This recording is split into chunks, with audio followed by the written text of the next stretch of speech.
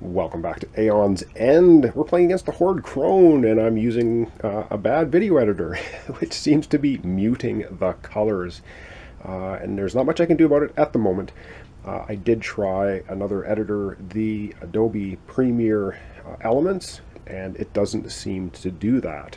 So in future playthroughs, I will be using that video editor instead of Movie Maker 10. All right, enough with that. Let's get on with the playthrough. So yeah, if you're seeing colors that are looking kind of muted and washed out, it's a product of Movie Maker 10, I think. I went on some forums and had a look, and people are having these kinds of issues with Windows 10 and Movie Maker, and that's what it is. All right, let's see who is going to be going first.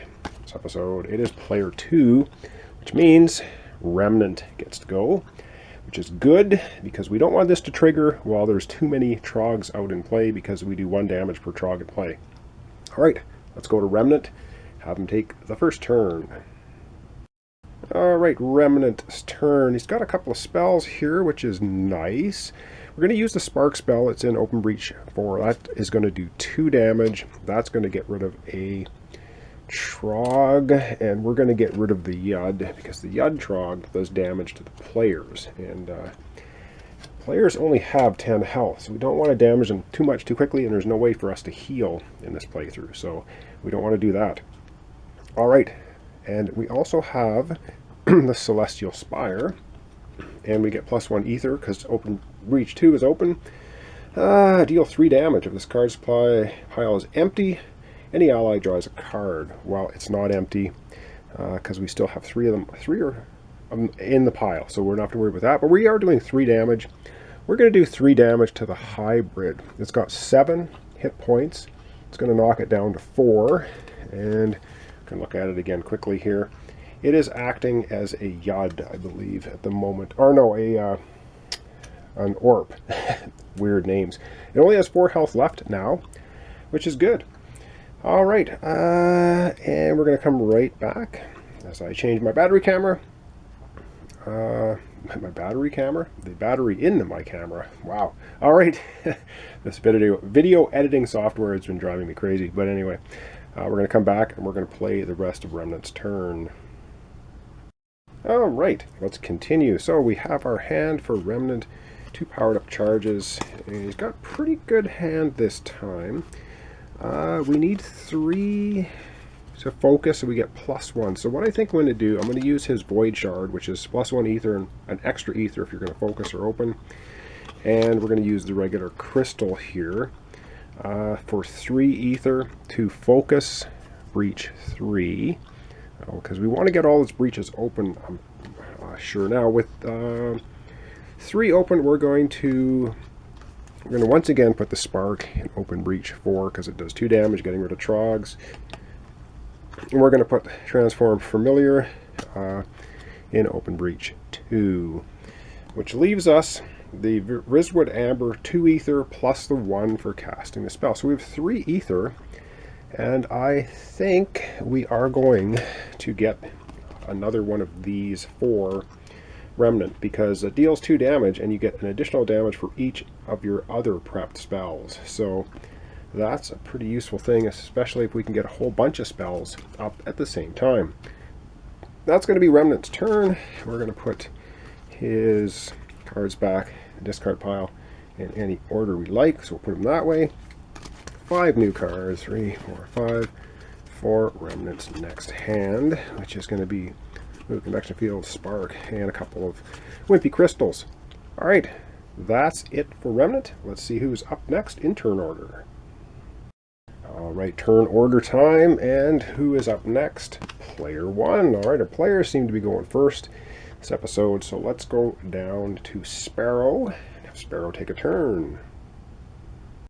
All right, Sparrow's turn, 1 charge, no spells at all prepped, and so we're going to go right to Sparrow's hand. Sparrow's got 2, 3, 4 ether and 1 spell. Well, 4 ether. We could focus for 3, or we could focus this for 4, or we could add 2 more charged. I think we're going to spend all 4 ether for Sparrow, and we're going to charge up her ability again, get it cranking up there. And then we're going to prep this spell, obviously, to Open Breach 2, because that's the only Open Breach she has. That's going to be the end of her turn. We're going to put her cards, her discard, in any order. And 1, 2, 3, 4, 5 more cards for her next turn. And, ooh, the Pain Stone. I like the name of that. Just has a wimpy little smolder spell, though. I think we're going to have to start getting some spells. So this could be 3, 4, 5, 6, 7. 7 ether, potentially, for Sparrow's next turn, which would be awesome. All right, let's go back to turn order. All right, back to turn order. Nemesis, gotta have a turn pretty soon. Nope. Player 2 again. Ooh, are we going to end with a double Nemesis turn? That might be painful. All right, well, we do get to play Remnant again, which is actually good stuff. So let's go over to Remnant and have Remnant take a turn. All right, Remnant. Doing the same thing. Oh, hang on. We're not going to do this yet. We're going to cast Thoughtform Familiar because it's deal 2 damage. Deal 1 additional damage for each of your prepped spells. We have a prepped Spark spell. So we are going to deal 3 damage for this. And we are going to do the 3 damage to the hybrid. Get rid of it. Or not get rid of it. It has 4 health. It's going to knock it down to 1 health. And then when I cast this Spark spell, kind of a waste of damage, we're going to do the rest of the damage to the Horde hybrid, which is going to knock it out. So it goes into the Trogg discard pile. It's a nasty one. That's where it goes. So away it goes. So we're down to just having 1 Zom out now as a minion. We get +1 ether here. So let's take a look at what Remnant's got. Well, we're going to do... where do we want to put that one? I think once again we're going to put the Spark and Open Breach 4 because it keeps doing 2 damage. We're going to put the Convection Field, Open Breach 2. We've got 1, 2, 3. We have 4 ether. 4 ether, eh? 4 ether. And because we have 3 and 1 is 4, I wonder if we should just get 2. I think we're going to do 2 power-ups for a special ability. We want to be able to trigger Remnant special ability soon, because that either gives Gravehold back 5 life, which it could need, or any ally, which means Sparrow can return 2 cards from her discard pile into her hand, which could be very powerful. All right, and we're going to put the cards in the order. She'll be like this, and we're going to drop 5 new cards, 2, so we flip this deck over, 2, 3, 4, 5 cards. All right, and we shall see what Remnant's going to have in our next episode. Transform Celestial Spire and Spark. Ooh, that's going to be pretty good. This is going to start multiplying damage quite nicely. And there you have it. All right, that's Remnant's turn. Back to turn order. Nemesis got to be going pretty soon, I would think. All right, is it the Nemesis? No, it's player 1 again. Wow, the Nemesis will go twice in a row at the end of this episode. Ooh, that sounds painful, but yeah, not as bad as you think. All right, let's go and do Sparrow then. I guess we got kind of lucky here. So let's go to Sparrow, have her take a turn. All right, Sparrow's turn. She's almost powered up. She has the Thoughtform Familiar in Open Breach 2, which... unfortunately, well, it's only going to do 2 damage. Deal 2 damage, but you know what? That's good enough, because we're going to use that 2 damage to take out the last Trogg that's out in play, which is the Zom. It goes away to the discard pile. There's no more Troggs in play, which is excellent, because when the Nemesis goes next, it's going to trigger the Rabid Hysteria, which is going to do no damage. All right. Okay, let's continue on now with Sparrow's turn. Again, she has Smolder. She's got... but she has... we could gain 2 ether, but I'm going to use this for 3 ether, because 3, 4, 5, 6, she's got 7 ether. We'll put Smolder, it doesn't matter, it can go into a closed breach. There, 7 ether. That gives us one of 2 choices. We can get the Temporal Helix, cast any player's prepped spell without discarding it. That is pretty awesome. Or for 7, we could perhaps get the Sage's Brand. The spell must be prepped 2 adjacent breaches so the card touches both. Fully occupies both breaches. While prepped, draw an additional card during your draw phase, and it does 6 damage. So this would give Sparrow extra cards if it's in your draw phase. If you leave it prepped, or it does 6 damage. Oh man, I don't know. You know, I think we're going to go with the Temporal Helix for 7. I think this is going to be pretty good. So we're going to get Temporal Helix for Sparrow. And then she's going to put her cards back in any order. So let's put the Pain Stone, we'll put it all like this here, and drawing up. Copy the cards, 3. And what do we have? The top 2. All right, I think we're doing okay. Yeah, right. So we got 2, 3, 4, 5, 6 ether for Sparrow's next turn, which will be in the next episode, because now, unfortunately, the Horde Crone is going to go twice in a row, which could be painful.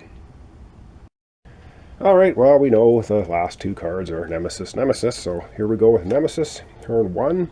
Yes, this card now is going to trigger, which is just perfect because there's no Trogs in play.